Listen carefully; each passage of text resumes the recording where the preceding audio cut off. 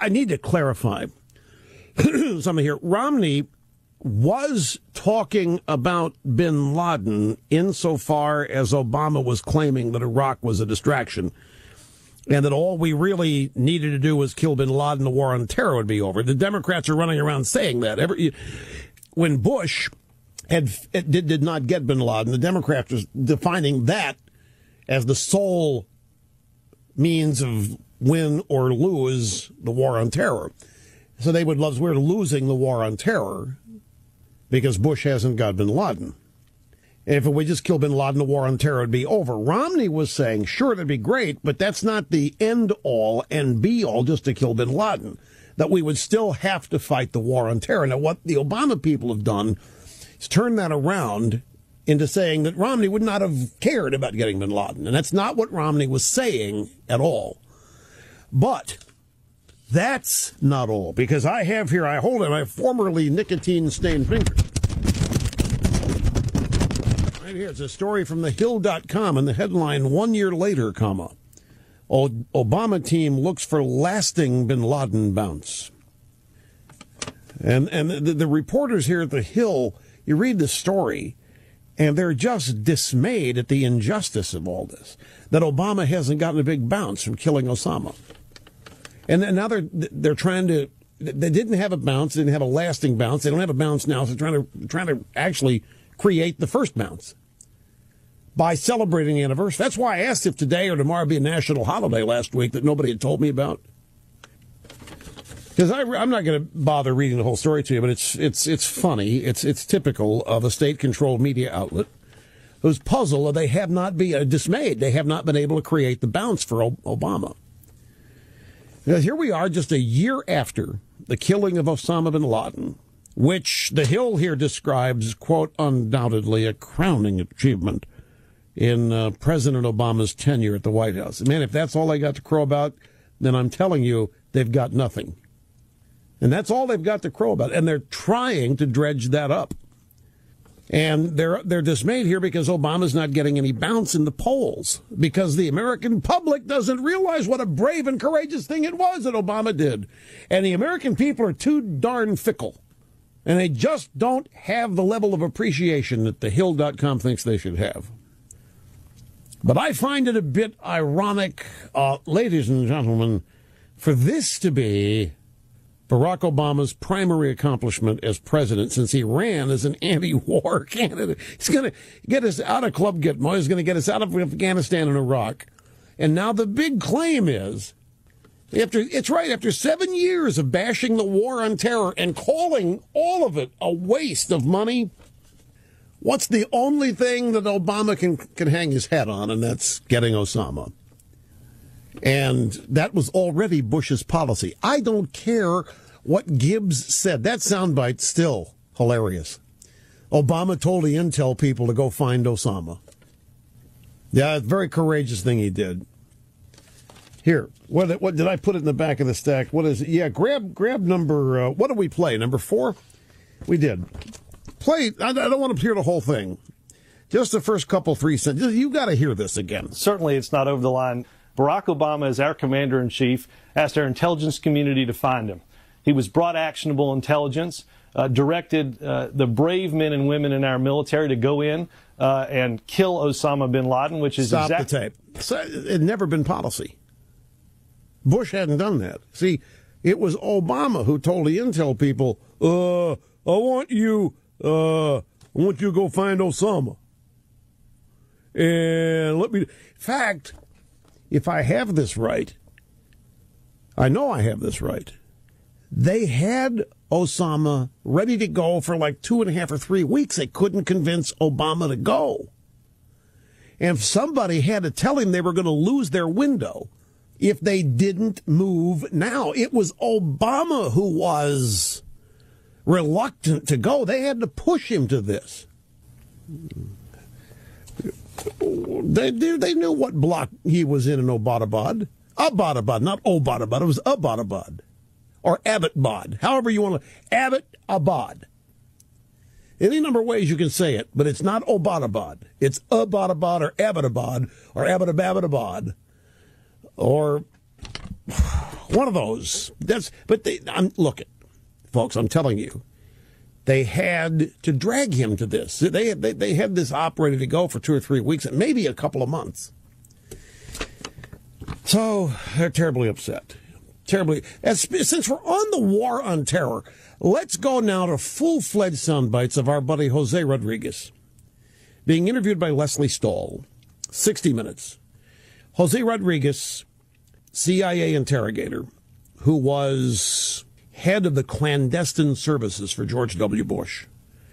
They don't get any better at what they do than Jose Rodriguez. And he sat for an interview with Leslie Stahl for 60 Minutes. And here's the first bite. She said, so, Khalid Sheikh Mohammed was subjected to waterboarding, specifically 183 pourings of water in about half a dozen separate sessions. Jose Rodriguez said the average pour lasted 10 seconds. Can I say something about Khalid Sheikh Mohammed? He's the one that was responsible for the death of Danny Pearl, the Wall Street reporter. He slit his throat in front of the camera. I don't know what type of man it takes to cut the throat of someone in front of you like that, but I can tell you that this is an individual who probably didn't give a rat's ass about having water poured on his face. He never believed for 1 second you were going to kill him. No. And let me just tell you, Khalid Sheikh Mohammed would use his fingers to count the number of seconds because he knew that in all likelihood we would stop at 10. So this doesn't sound like a person who is afraid of dying. He wanted to be executed at first until he heard that Holder wanted to put him on trial in New York City. And then he said, wait, I'll go for that. You give me 2 years on CBS and ABC in an American courtroom in New York? Okay, I'll delay my martyrdom in the 73 Virgins until I finish with that. He wanted to be executed. Now, this next one, this is one of my all-time favorite sound bites. This is Leslie Stahl of CBS News. You will hear what to me is an amazingly hilarious distance from reality. I do not know what world news people live in. She says, so what happens? Did the sheik break down? Does he cry? Does he fall apart after your waterboarding? No, he gets a good night's sleep. He gets his insure. By the way, he was very heavy when he came to us, and he lost 50 pounds. What, his insure? You mean like people in the hospital who drink that stuff? Yes.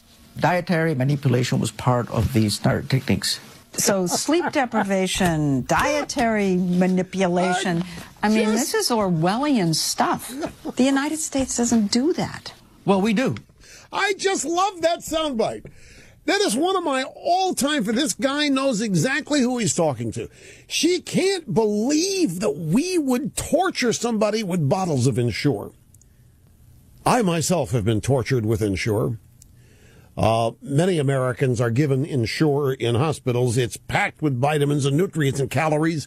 Cancer patients and others who cannot eat solid food. It's a way to keep them alive. It's not torture. It's granted, it's a liquid diet. That may be torture to us, to some people, but Leslie Stahl thinks that's just, Ensure, the stuff they give people in the hospital. Well, did you recycle? And our buddy here, Jose Rodriguez. Yes, dietary manipulation was part of those diet techniques. And he's just toying with her. Yes, dietary manipulation was part of the dire techniques. Dire techniques. Torture. Ensure. And then she says, why, sleep deprivation, dietary manipulation. I mean, this is Orwellian stuff. The United States doesn't do that. Well, we do.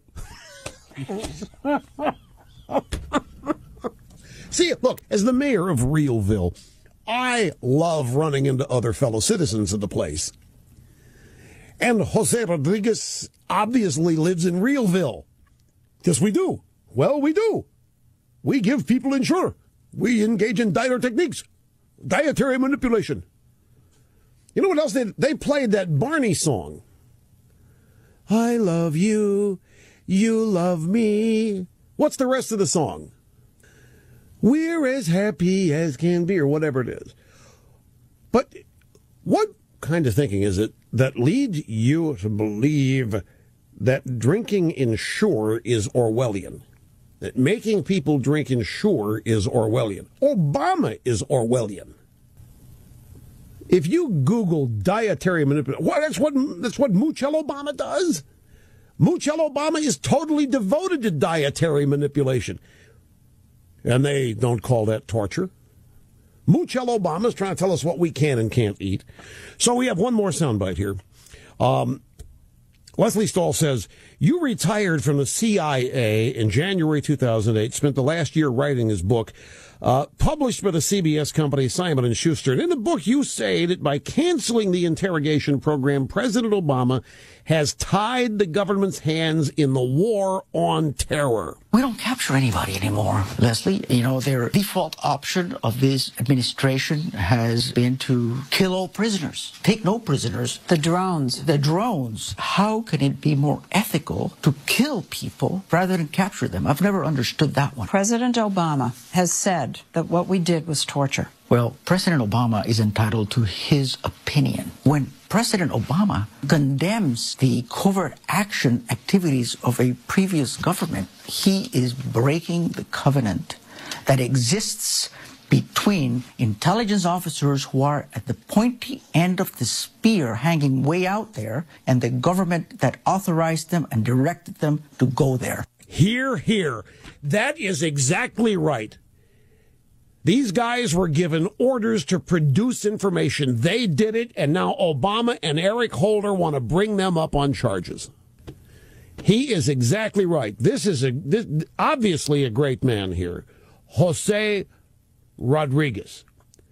Now, if you were Leslie Stahl, question, what would you want, to be blown up by a drone or have to drink Ensure? I asked the question. Because she said, well, Obama said what you did was torture. Of course, that makes it torture if Obama said it was torture. But I ask you, not just Leslie Stahl, would you rather be blown up by a drone or have to drink Ensure? And listen to Barney. I love you, you love me, we're a happy family. The great big hug, a kiss from me to you. Won't you say you love me too? And they played that over and over and over and drove them nuts. They played that song over and over, drove those guys verse 2. I love you, you love me, we're best friends like friends should be, with a great big hug and a kiss from me to you. Won't you say you love me too? And just loop it. And during refrains, bring in a bottle of Ensure. And they were driven nuts. Okay, brief time out. El Rush Ball and the EIB Network back after this.